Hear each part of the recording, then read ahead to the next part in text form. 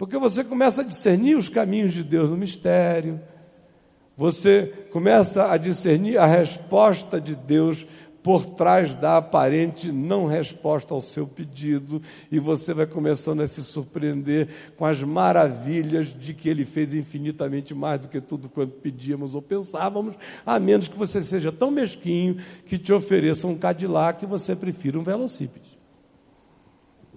Como às vezes é a nossa cabeça, eu pedi velocípede, só aceito velocípede, Deus me dá um velocípede, eu quero um velocípede, porque minha vizinha tem um velocípede, eu preciso de um velocípede, responde a minha oração do velocípede, senão eu nunca mais pedalo para o Senhor, e outras coisas mais.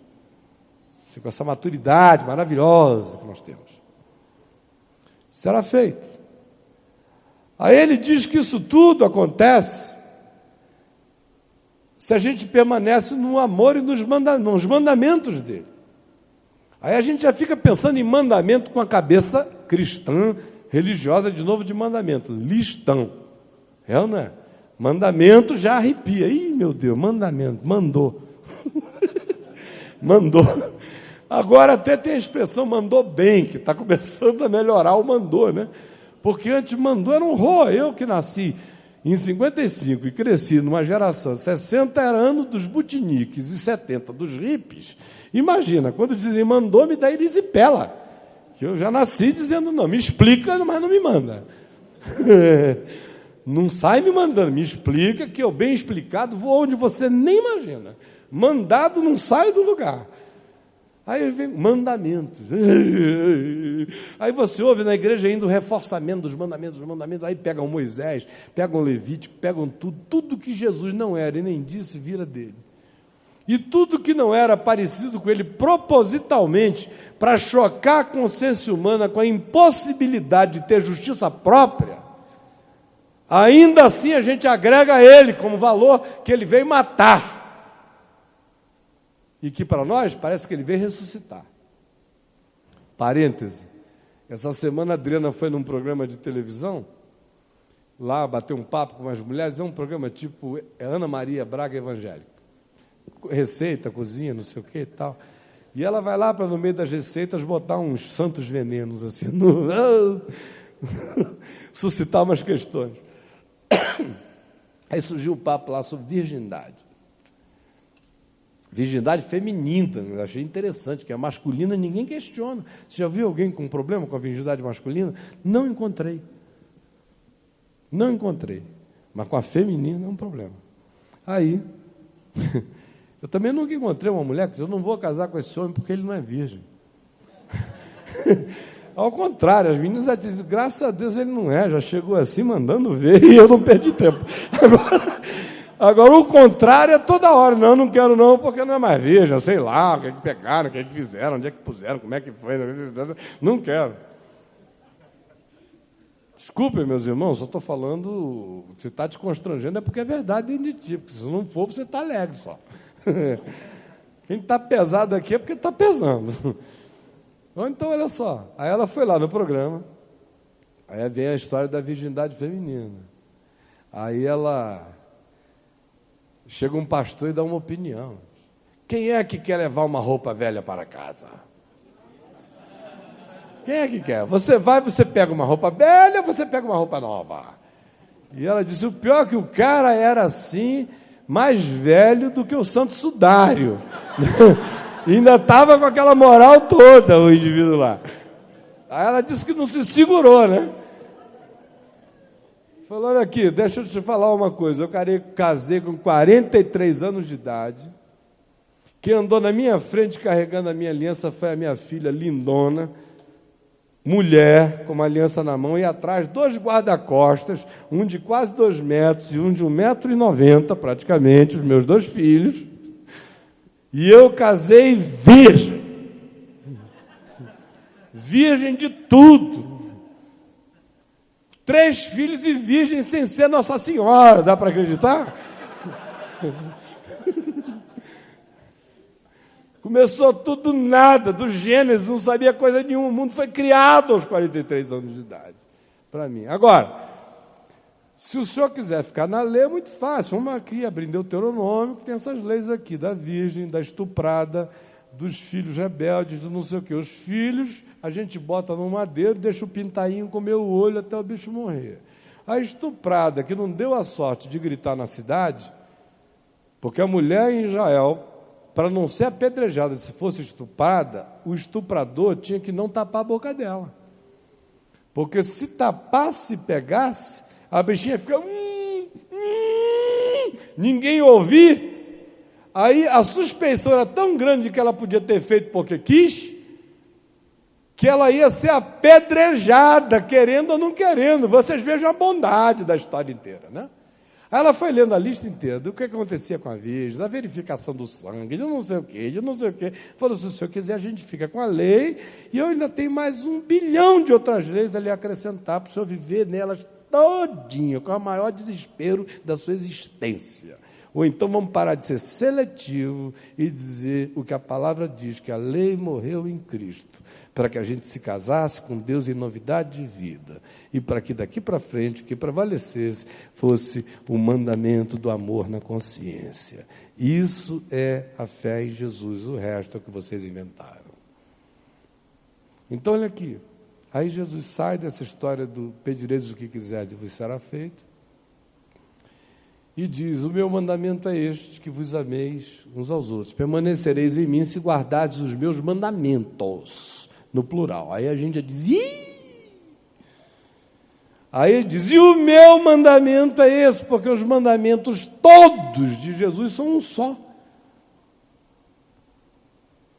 Tudo é um só.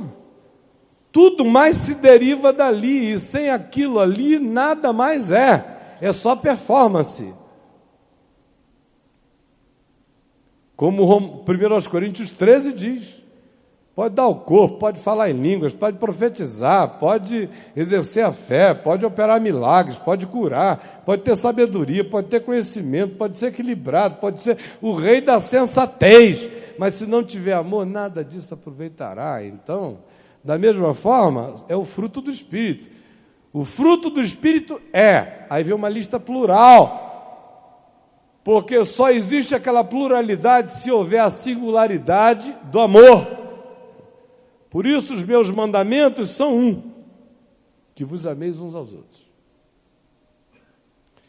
Aí ele diz, ninguém teve maior amor do que este, do que a dar a própria vida em favor dos seus amigos.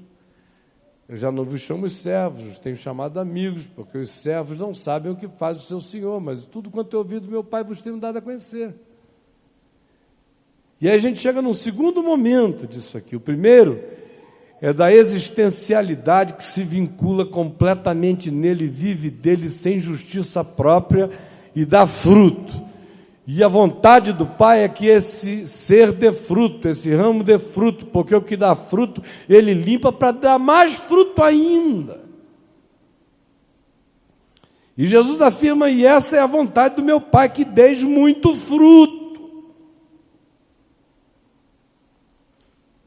Na nossa cabeça é evangelizar, não sei quantos, né? O que eu já ouvi, que me disseram que eu tinha não sei quantas coroas, com diamante de tudo que é lado, mas a crente adora dar coroa para a gente, né? Eu passei anos por aí, onde eu ia, fazia um apelo, vinha 4.000, 3.000, 1.000 à frente, não sei quantos, milhares à frente, aí o povo dizia, pastor, a sua coroa é enorme, não cabe nem na sua cabeça. Daqui a pouco a minha coroa já estava maior do que a Nova Jerusalém, eu já não conseguia mais nem entrar pela porta com ela, de tão grande que a coroa tinha ficado. É tudo estatístico, é tudo numérico, é tudo idiotada, é tudo imbecil. Quando é que Jesus achou que fruto tinha a ver com igreja grande? Quem inventou foi o Peter Wagner e o Paul Yong-Cho, minha gente. Desculpe a expressão, isso é idiotice recente. Antes disso, os cruzados tiveram, outros surtaram em outros períodos da história. Mas Jesus não está falando disso. Aquele que diz, quereis vós também retirar-vos, está falando que quantidade de gente é fruto? Se quantidade de gente é fruto, vamos todos ir para a Universal, passar e entrar para a corrente dos 318. Eu vou ser o primeiro a passar ali, vou me ajudar, oferecer para ajudar a carregar aquela arca da aliança que tem lá, com aquele fogo de papel brilhoso e luz, e um ventilador ali embaixo, sabe, com aquela naturalidade toda do espírito. Até eu vou, se for esse o caso, eu vou para lá, vamos lá, né? Poxa, dá uma força para os irmãos, estou falando a verdade, a prova disso é que estão assim de gente. Ou então converta-se ao islamismo, que é o grupo que mais cresce no mundo. Ou ao budismo, que é o que sem crescer, mais cresceu até agora. Porque não é um ajuntamento, é uma filosofia. E o mundo está muito mais budista do que a gente sonha que ele está. Agora, do ponto de vista do ajuntamento verificável e estatisticamente mensurável, o islamismo é o que mais cresce, embora a mentalidade que mais pervada as consciências no planeta seja do taoísmo ou de algumas formas de budismo. Porque são simples filosofias do profundo e não te convidam para uma religião. Fruto para Jesus é outra coisa, é a única coisa que fruto é para Jesus, é a única coisa que fruto é para Deus.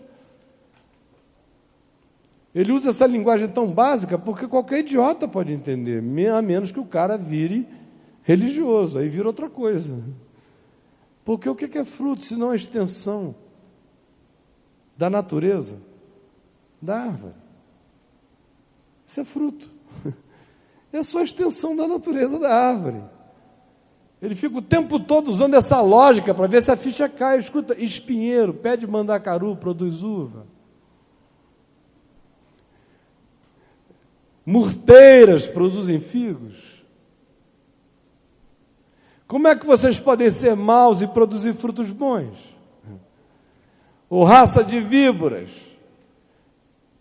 não fiquem dizendo, temos por pai a Abraão, porque eu vos afirmo que até dessas pedras Deus pode suscitar filhos a Abraão. Produzir, pois, fruto digno de metanoia, comprovação de mudança de mente. Fruto, portanto, é a extensão do ser. Não é algo estatístico, é existencial. A qualidade desse fruto não é aritmética ou matemática. Ela tem a ver com uma qualidade de natureza completamente vinculada à essência do nosso ser. O fruto que Ele quer que se dê e que Ele espera que seja dado é a extensão do ser dele em nós. É que a nossa vida não seja uma negação da videira.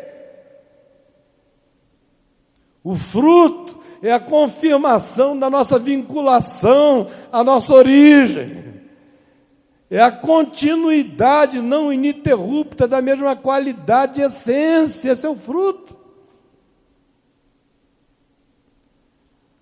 E o Pai quer que produzais muito fruto. E para produzir fruto tem que guardar o meu mandamento. E o meu mandamento é que vos ameis uns aos outros. Aí ele pega essa história inteira, que tem a ver com Deus, vida com Jesus, ausência de justiça própria, confiança na graça, descanso no que Ele fez, dependência total dEle, alimentarmos-nos pela palavra, darmos razão a Deus, enchermos a nossa mente dEle, submetemos nosso coração em arrependimento às consciências que o Espírito vai produzindo em nós, deixando com que a nossa vida se molde cada vez mais e se torne uma extensão natural dEle, tirando as oclusões da justiça própria, desinfartando e desentupindo o ser, para a seiva da graça correr, não impedida pela arrogância que nasce no nosso coração, e aí a gente frutifica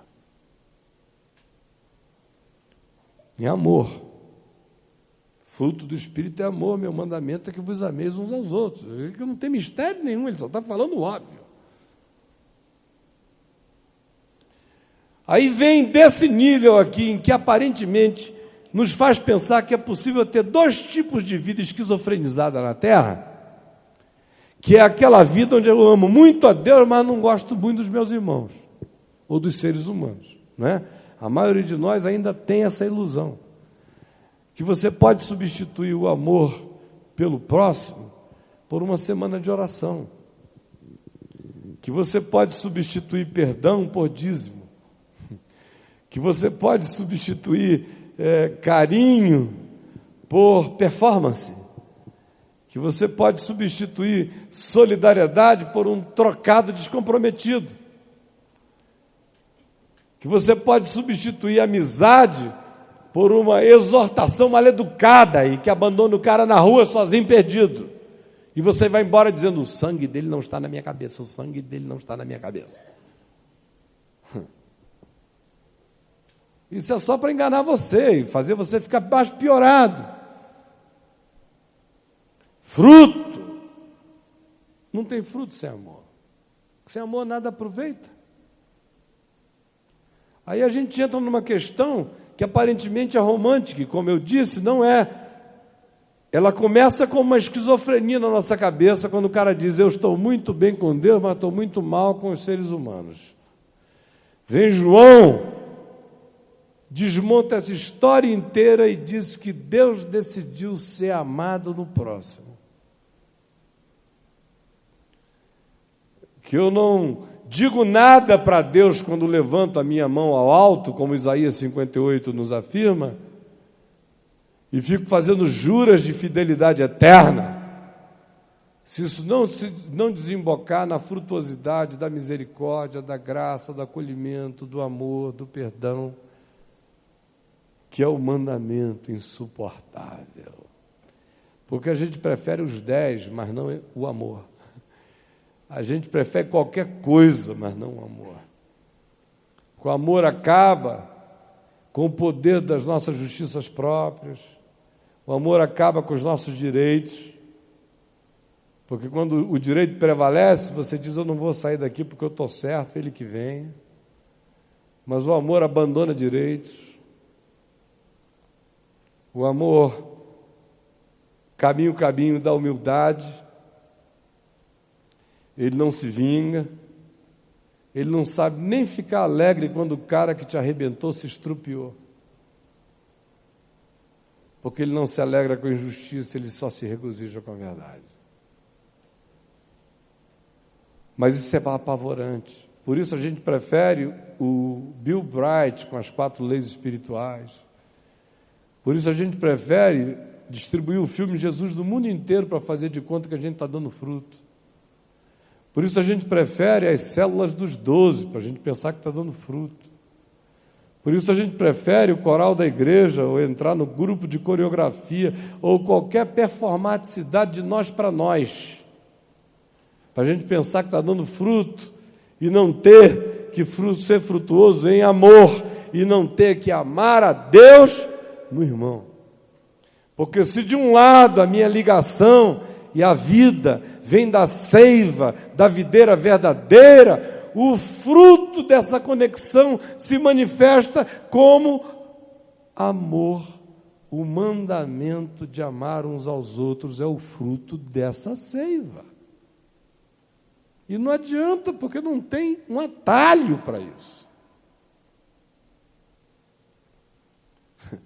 Aí eu sou empurrado de uma ligação vital, essencial, íntima, de conexão, de consciência com Deus em Cristo, sem justiça própria, entregue à justiça que me justifica, confiante que está consumado, ligado a Ele em alegria, abrindo todos os dias os poros do meu ser, de todos os entupimentos, das minhas justiças próprias e das minhas arrogâncias, e dizendo: sem ti eu não sou e não faço.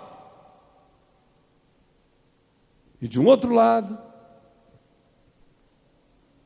essa coisa se solidifica, se manifesta, se consolida e se expressa pelo fruto, que nada mais é do que a experiência do amor, que vos ameis uns aos outros. Não há chance aqui para nenhum tipo de esquizofrenia entre o amor a Deus e o amor ao próximo. Essas duas coisas não se separam. Quem tenta separá-las perdeu ambas. Aí ele prossegue um pouco mais. E ele entra nessa história de que isso vai produzir uma amizade. Uma amizade entre nós. Nós e ele. E entre nós e nós. Nós vamos nos amar uns aos outros, e ele nos chama a todos de amigos. Não nos chama servos, porque o servo não sabe o que faz o seu senhor, mas eu chamo de amigos, porque tudo quanto eu ouvi de meu pai, contei para vocês. Então vocês são os meus amigos se fazem o que eu mando, e o que eu mando é isso, que vos ameis uns aos outros. Aqui no meio da passagem, tem alguns elementos extremamente interessantes, cuja tentação é olhar para eles, mas o tempo não permite. Mas eu vou lê-los a si mesmo, depois dessa introdução, só para isso ficar na sua cabeça. Agora eles reconhecem, não, chega aqui no 15, desculpa. Versículo 9. Como o Pai me amou, também eu vos amei, permanecei no meu amor. Olha aqui para mim. Como o Pai me amou, eu também vos amei, permanecei no meu amor. Para mim não faz nenhum sentido essa frase. A menos que eu tenha coragem de pensar o que crente não pensa, que é pensar. Porque olha só, como o Pai me amou, estabelece uma relação comparativa. Como? Eu também vos amei. Só que o Pai nunca amou a Jesus como Jesus me amou. Jesus não teve, o Pai não amou a Jesus como um filho pródigo, cósmico. Saí de casa, vou dar uma volta com Lúcifer. O Pai nunca teve isso. Ele e o Pai sempre foram um. Portanto, como o Pai me amou, é diferente de como Jesus me amou. Mas é o mesmo amor. As manifestações é que foram diferentes. Assim como o Pai vos amou, eu também vos amei e permaneci nesse amor. Aí olha só como é que prossegue aqui o verso.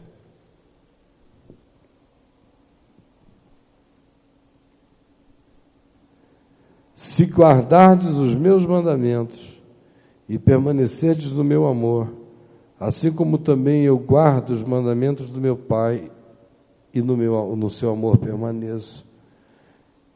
Tenho-vos dito essas coisas para que o meu gozo esteja em vós e o vosso gozo seja completo. O meu mandamento é este, que vos ameis uns aos outros, assim como eu vos amei. Verso 15. Já não vos chamo servos.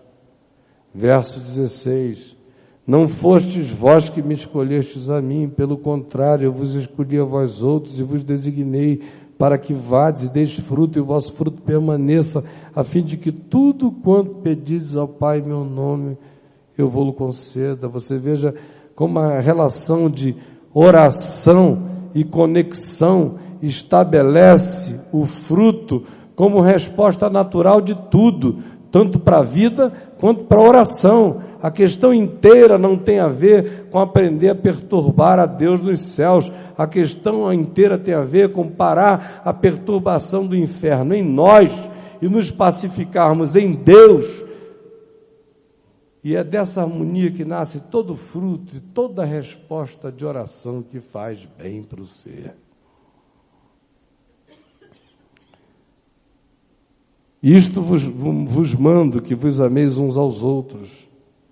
Se o mundo vos odeia, sabei que primeiro do que a vós outros, ele me odiou a mim.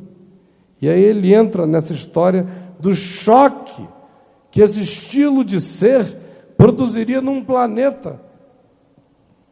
Mas não só no planeta. Ele aqui fala do mundo, e a gente pensa logo nos bacanais da terra. Ou a gente pensa logo nas antíteses filosóficas que se nos opõem. Ou a gente escolhe os nossos inimigos e os atacantes que contra nós venham.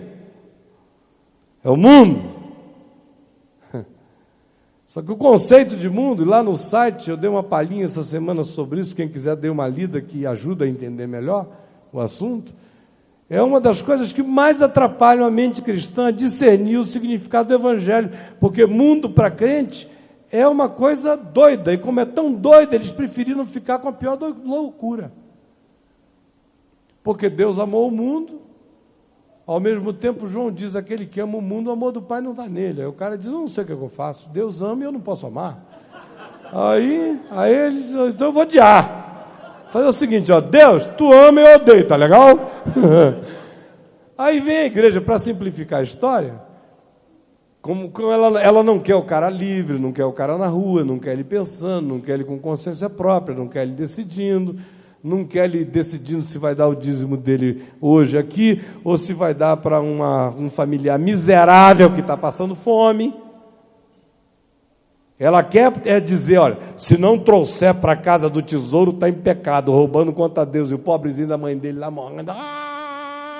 É a lei de Corban, de Marcos 7, inventada por tudo que é velhaco religioso, geração após geração. Quer controlar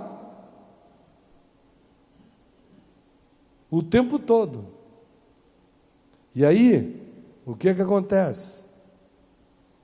Não existe jamais o estímulo para que surja esse indivíduo com uma consciência que caminha com Deus, que vai aprendendo todo dia, pelo amor, os mandamentos e os aplicativos do mandamento.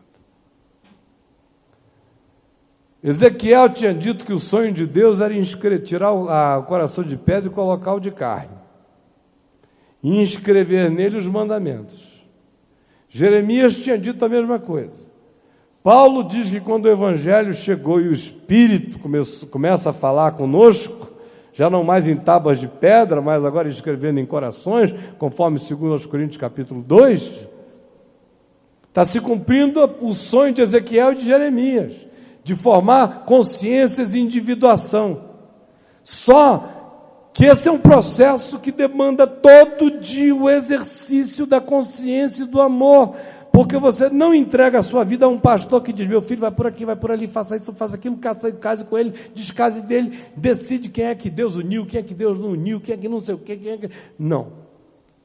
Você vai ter que agir com a sua mente, vai ter que crescer, ou então assuma, eu tenho pavor, sofro de síndrome de Peter Pan espiritual, tenho vocação para bonsai evangélico, e vou ficar aqui, nanico, aleluia. E assuma, meu irmão. Agora, se quiser ser discípulo, o caminho é outro. E vocês vejam o paradoxo disso tudo. É que outra vez a ordem é invertida, olhem só. Quando Jesus chega e diz o seguinte, verso 7, se permanecerdes em mim, e as minhas palavras permanecerem em vós, pedireis o que quiserdes e vos será feito. Nisto é glorificado meu Pai, em que deis muito frutos, e assim vos tornareis meus discípulos. Inverteu a ordem outra vez. Como é que a igreja faz discípulos? Primeiro ele escreve um manual. O manual do discípulo, não é? Primeiro passo. Segundo passo. Aí o cara vai. Estabelece o discipulador, que é o dono dele, que por seu turno pertence a um outro superior a ele, que por seu turno também é gado de um outro fazendeiro, de um capataz, que por seu turno responde ao intendente de fazenda, que por seu turno responde ao chefe dessa senzala nunca morrida, chamada igreja. Esse é o discipulado. Chama de G12 ou chama de ponto G, não sei como é, mas é com G o negócio.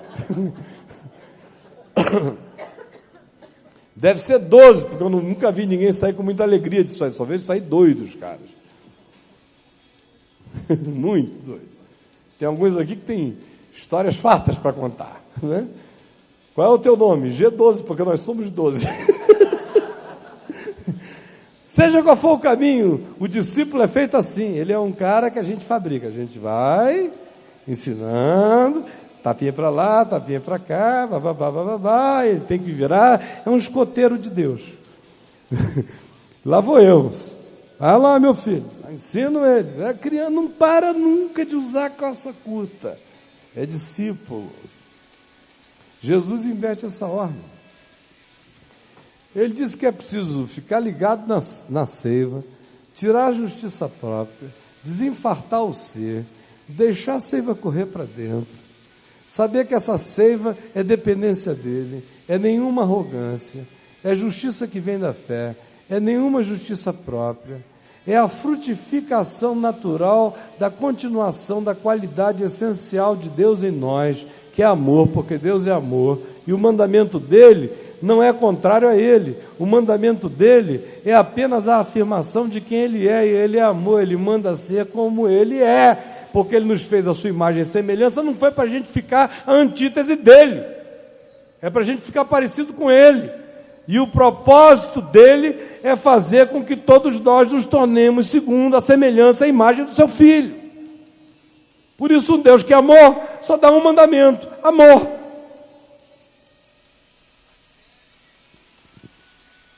Aí ele diz, olha, isso aí vai se transformar em fruto, e assim vos tornareis meus discípulos.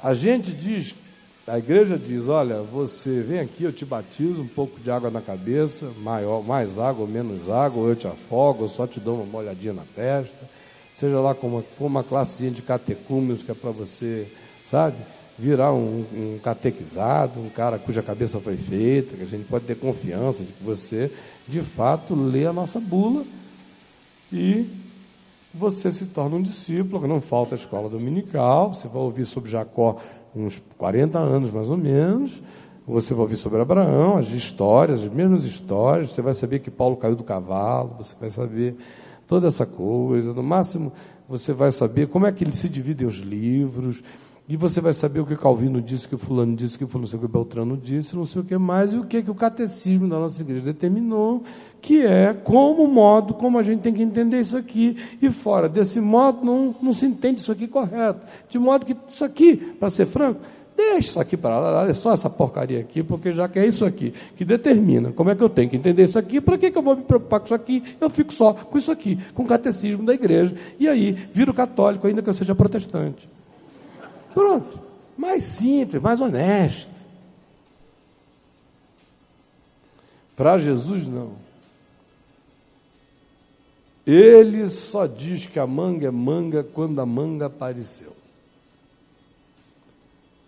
Você só se torna discípulo quando você vira discípulo. Quando deu fruto. Ninguém é discípulo antes de ser discípulo. Ninguém é discípulo porque te deram uma carteirinha. A gente vai mandar fazer para facilitar o caminho da graça, membro. Para você dar carteiradas por aí nos idiotas. E você é o maior deles. Aqui, ó. Está pensando o quê? Meus cursos. Crente aí doido atrás de curso e diploma para tudo que é lado. Os caras querem chegar no céu assim diplomado, sabe? Tudo pregado. Cheio de diploma. Mas Jesus só quer saber uma coisa. Se você dá fruto do amor, do mandamento do amor, porque aí você é discípulo. Porque se você não der esse fruto, você não é discípulo. Isso aqui ninguém está falando nem de céu, nem de inferno, a gente está falando da terra, de ser ou não ser. Isso aqui é muito mais shakespeariano do que escatológico. Tem a ver com dimensões do aqui e do agora. É uma advertência para não secar na ilusão e no auto-engano, e para manter o coração conectado com a seiva da vida.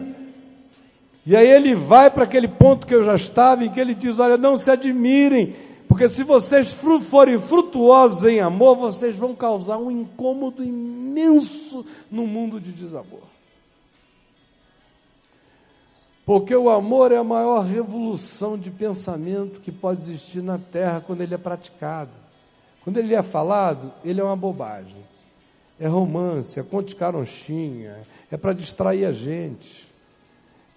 Ou então a gente inventa amores impossíveis, tragédias gregas, gente que, sabe, que só não ficou junto porque não deixaram. E aí o amor, impediram o amor. Só para a gente não ter que amar mesmo, a gente constrói as maiores histórias de amor que a humanidade já construiu, são os amores que não aconteceram. Prova de que amor acontecido é uma coisa que a gente ou não quer ou não conhece. Ou não quer ou não conhece. Então a gente tem sempre que estar fabricando um amor impossível. E Jesus diz que para ser discípulo é só viver o amor possível, simples, que flui com a naturalidade, com a despreocupação que faz uma manga não ter nenhuma crise de identidade para botar do ramo. Já viu uma manga em crise? Me ensina a ser manga, mangueira. Nenhuma manga tem essa crise. Se tiver na raiz da vida, ela não tem que fazer nada, basta ser que será. Se torna discípulo. Não porque seguiu um determinado caminho externo, mas porque seguiu um fluxo interno. E aí se torna discípulo não porque alguém disse que você foi feito discípulo, ou porque te ungiram discípulo, ou porque você fez todos os 12 dos discípulos e virou membro dos 144. Não. É só por uma razão: é impossível você não ser discípulo se você estiver ligado à videira verdadeira. E se o pai for o agricultor, vai dar fruto e ninguém precisa dizer eu sou discípulo, porque o fruto vai contar a história do teu ser. Só que ele diz que no mundo isso é insuportável, porque é uma revolução. É uma revolução de entendimento, é uma revolução de tudo. O que prevalece entre nós, seja dentro da igreja ou fora da igreja, ou na ONU, ou em qualquer lugar, é olho por olho, é dente por dente. É a lei do mais forte, são os interesses econômicos. O politicamente correto faz com que a gente maqueie as perversidades mundiais com determinadas fachadas de bondade, mas a mesquinharia homicida está presente em tudo. E na igreja é a mesma coisa, não tem nenhuma diferença não. Não pensem que eu estou aqui sendo um hiper simplista, porque quem me acusar disso vai ter que provar que sabe do que está dizendo mais do que eu sei, porque eu não tenho dúvida do que eu sei do que eu estou falando. E aí, Jesus disse que viver isso no mundo é um choque, uma perturbação constante. Você não precisa fazer nada, basta ser gente boa de Deus para se tornar insuportável, você entendeu? Seja fora ou seja dentro, seja no mundo para a igreja, ou seja na igreja que é mundo segundo Cristo. E o interessante é que quando Jesus concluiu essa história, e eu sei que eu estou aqui sem seguir nenhuma ordem natural, como facilmente eu conseguiria fazer, organizando isso aqui numa mensagem expositiva, mas não ensina, só ajuda o cara a ficar com uma estrutura de um esboço, e eu não estou interessado em que ninguém fique com estrutura de esboço. Eu quero que você vá para casa com a certeza que eu tenho no meu coração de que nunca mais na sua existência você vai conseguir ler João 15 do mesmo modo. Disso eu tenho certeza. O interessante é que quando ele fala de mundo aqui, e a gente fica pensando em todos os perversos, nos Césares, e nos romanos, e nos bárbaros, e nos gregos tarados, ou qualquer outra coisa, mas ele não desemboca nesse universo de uma dimensão cósmica tão ampla. Ele vem, quando vem falando de que o mundo rejeitaria, se rejeitou a mim, vai rejeitar vocês, se crerem em mim, vão crer em vocês. Ele chega no momento em que ele diz que mundo mais perigoso é esse do qual ele está falando. Ele anima, diz que o Consolador virá, que eles vão ser muito odiados, mas vai haver muita consolação de Deus no coração, porque o Espírito Santo vai dar testemunho e eles vão dar testemunho junto com o Espírito. Aí o capítulo 16 começa dizendo, olha só como é que começa o capítulo 16. Olha. Tenho-vos dito estas coisas. Portanto, o que ele falou antes é por causa do que ele vai falar agora. Tá bom? E olha como é que o bicho pega feio. Tenho-vos dito estas coisas para que não vos escandalizeis. Por quê, hein? Porque o mundo ia odiá-los? O mundo previsível iria odiá-los? A previsibilidade da raiva do mundo contra o amor de Deus só escandaliza cegos, surdos e mudos, recém-nascidos com retardamento. Porque todos nós sabemos que o mundo jaz no maligno e odeia o que é bom. Há uma pulsão suicida na terra. Há uma vontade de morte do homem. Há um desejo, há um direito instalado no ser humano tão poderoso que é maligno, é demoníaco, é do advogado do diabo, é formar advogado em série. Existe um promotor de justiça do diabo na maioria de nós. Como existe a justiça do diabo na maioria de nós. Como existem os direitos do diabo na maioria de nós, que são direitos de matar, de roubar, de destruir, de vingar, de não perdoar, na maioria de nós. Por isso é que o Evangelho, que é uma coisa que é tão boa, faz tanto mal e é tão difícil de ser aceito, porque a nossa natureza o rejeita.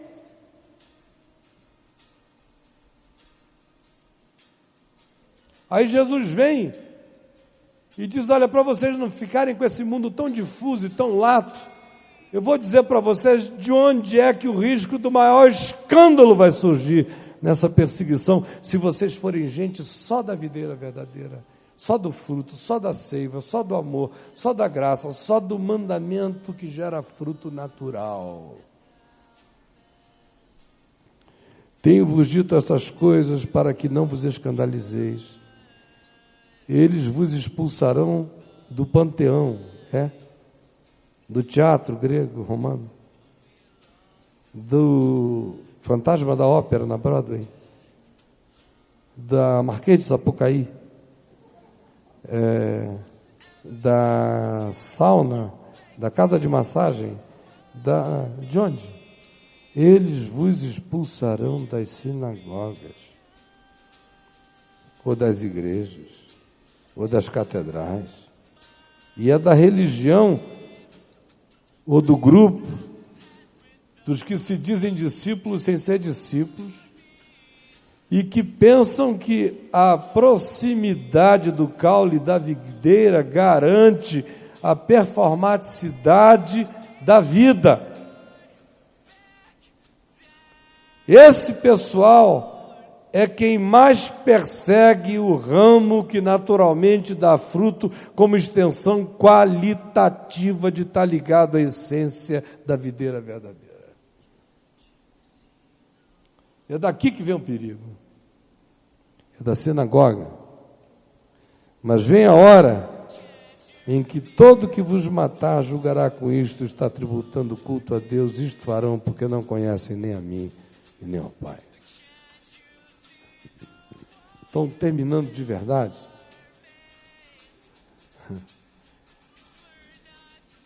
Se a gente decidir de todo o coração ser gente da videira verdadeira, dessa árvore de vinho, dessa árvore de banquetes, dessa árvore de ceia,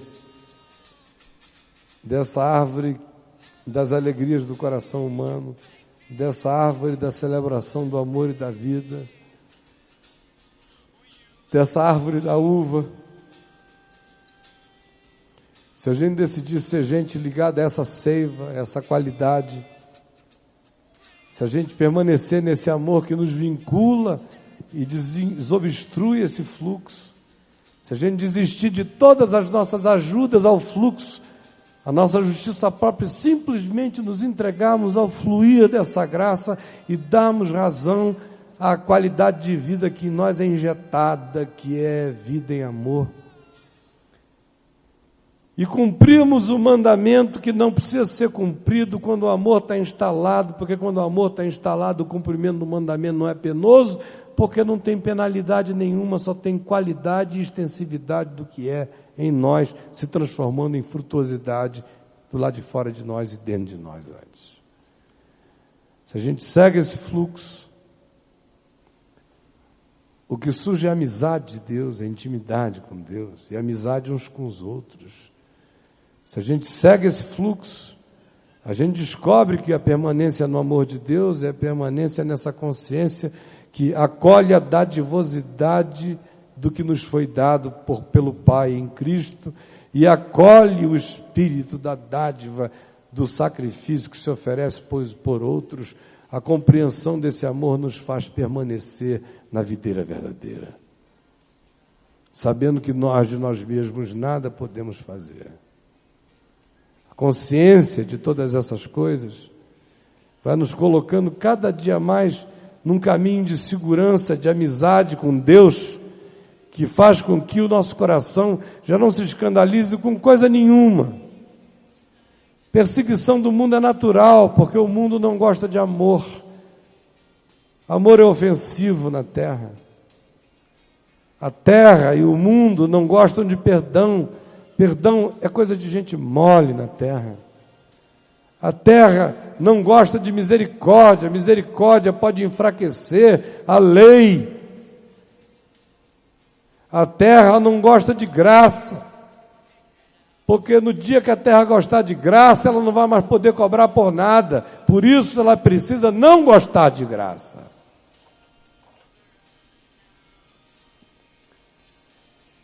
Alguns dos ódios sobre a graça começam no bolso do indivíduo.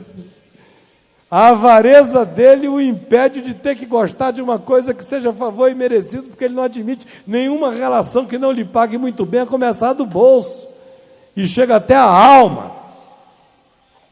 Outras vezes começa na alma e chega no bolso. Mas que vai da alma ao bolso e do bolso à alma, não tenho a menor dúvida sempre.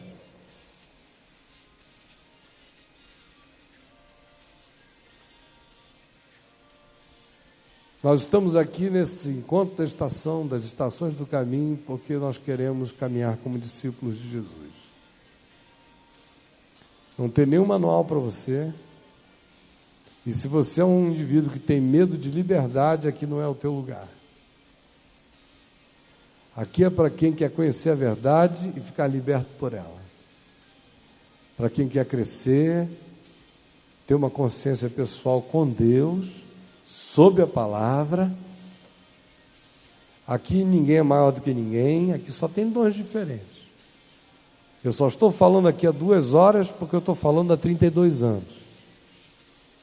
Eu só estou falando há 32 anos porque algumas milhões de pessoas ouviram, creram e acharam e viram e julgaram e discerniram que tinha um dom de Deus na minha vida, porque senão eu era o primeiro a não ter falado nem a segunda vez. Porque eu não tenho nenhum interesse nessa história. Não quero estar em nenhum lugar onde Deus não me tenha posto e não quero ser quem eu não sou para Deus. Então aqui, funções não têm poder. O que se manifestam são dons. Pé é pé, mão é mão, olho é olho, ouvido é ouvido, boca é boca, cada um na sua, todo mundo servindo a todos, conforme o Espírito aprova distribuir dons para um fim proveitoso. Quem não gostar disso, quem não gostar de como funciona seu próprio corpo, porque eu não tomei café da manhã ainda, eu estou falando aqui, e não tive que pensar, não tive que em algum lugar dar uma ordem, dizer, escuta aqui corpo, olha, eu não tomei café da manhã, dá um jeito de liberar uma energia de algum lugar por aí, porque eu estou cansado, e fui dormir às 5, o corpo deu o jeito dele. Tinha alguma energia guardada em algum lugar que foi liberada, porque todos cooperam para o bem do corpo. Então, se você gostar disso, aqui pode ser o seu lugar. Se você não gostar disso, aqui não é o seu lugar. Se você quiser um lugar onde seja só pé, tem lugar aí onde é só pé. Tem lugar onde só tem cabeça, tem lugar onde só tem olho, tem lugar onde só tem ouvido, tem lugar onde todo mundo é líder. Tem lugar onde ninguém lidera. Tem lugar onde está cheio de gente, mas não tem ninguém. Só tem boneco. E um doido governando. Então, se você gosta dessas coisas, que pode ser confortável para um monte de gente que não quer pensar, não quer ter trabalho, prefere virar, botar uma coleirinha, entregar e dizer: me leve, meu Senhor, pastor alemão, para onde o senhor quiser. E do que andar com Deus. Se você prefere a coleira, aqui não é o teu lugar, aqui é sem coleira.